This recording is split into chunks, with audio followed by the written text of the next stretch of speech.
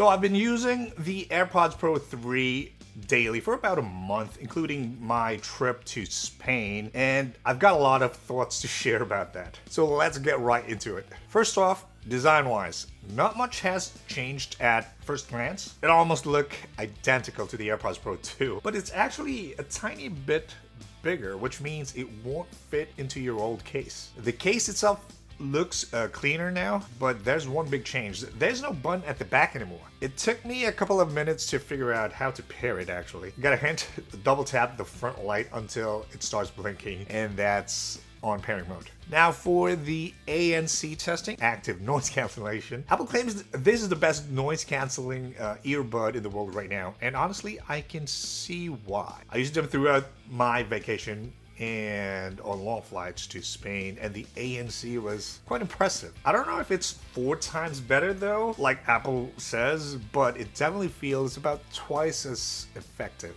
I would say. The new foam-filled ear tips help seal out noise better than before. Even though it's still using the same H2 chip, I think the improvements mainly comes from the updated drivers, and in quiet environments, there's really zero hiss or any background noise whatsoever, which some of the earbuds actually still struggle with it. Sometimes like there's a little bit of hissing sound if you really listen to it. It's not 100% silent though, but it blocks enough to make plane engines or city noise barely noticeable. Now, for the transparency mode, hands down still the best in the industry in my opinion. Everything sounds natural and open, and now it has a built-in volume limiter. So, if it's something that suddenly, if something suddenly gets loud, like honk or train noise, it automatically lowers the volume to protect your ears. The adaptive mode is also a huge improvement. It's cleaner, less windy, and more balanced than before. You barely hear wind or hiss noise, and it smartly adjusts depending on how loud your surroundings are. Like if you're in a noisy place, your music suddenly gets louder. That's what I noticed. And when someone starts talking, their voice becomes clearer without pausing actually. Now for the fit. The fit feels more secure this time, like 9-day. More snug compared to the AirPods Pro 2. That's good if you move around a lot or working out, but it can feel a bit tighter after a few hours. That's what I noticed. You might notice some ear pressure after long listening sessions. So I feel like sleeping with your AirPods in, comfort might be something to consider. Alright, for the mic test. For calls, the mics are solid. They block out a lot of background noise, especially when you're outdoors or in transit. Hello? Yeah, I can hear you. Okay. Is there a loud background noise or not? No. Really? How does Yeah. my sound? I mean, how does my voice sound right now? Sounds Digital normal. or really? It sounds normal. You're talking to a regular phone. Okay, but there's no background noise or something in the gym? No. The voice does sound a little digital at times, but I'd rather have that than people not hearing me at all. So, I think that's a bit better. So, I'm going to show you some quick sample I recorded while I was on vacation in Spain, in an, environment. All right, testing the dual capture again. I'm in Charlotte right now, but I am now using the AirPods Pro 3. Hopefully it has the voice isolation activated, and we'll see.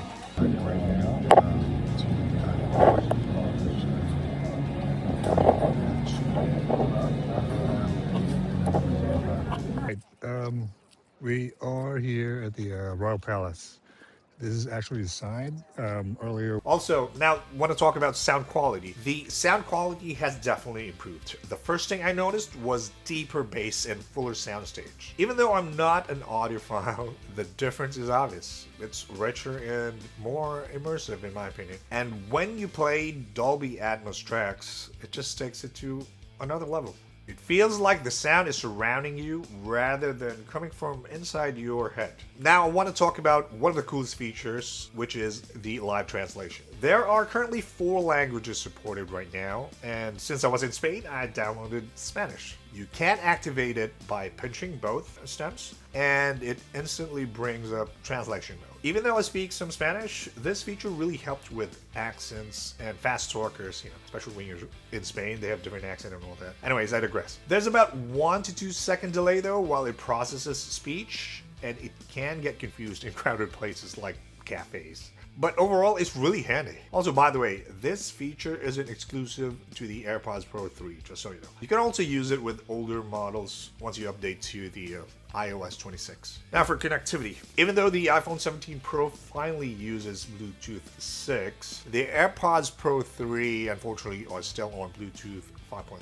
But honestly, I didn't run into any connection problems. The quick switching between my iPhone and MacBook feels faster than ever, actually. It's super seamless and smooth. Those random drops that happen on older versions, I really haven't experienced them once with this model. Battery life is a little tricky this time. The case actually holds slightly less total charge than before, but the earbuds themselves last longer, so it's kind of like tricky. You now get about 2 extra hours of listening per charge from the earbuds alone. So instead of constantly putting them back in the case, you can listen longer straight through. So overall, listening time across the day is roughly 24 hours now, compared to the older models, which is around 30 hours, So with fewer charges, but slightly lower total runtime, depends on how you use them. All right, so to wrap this up, after a month of using the AirPods Pro 3, I'd say this is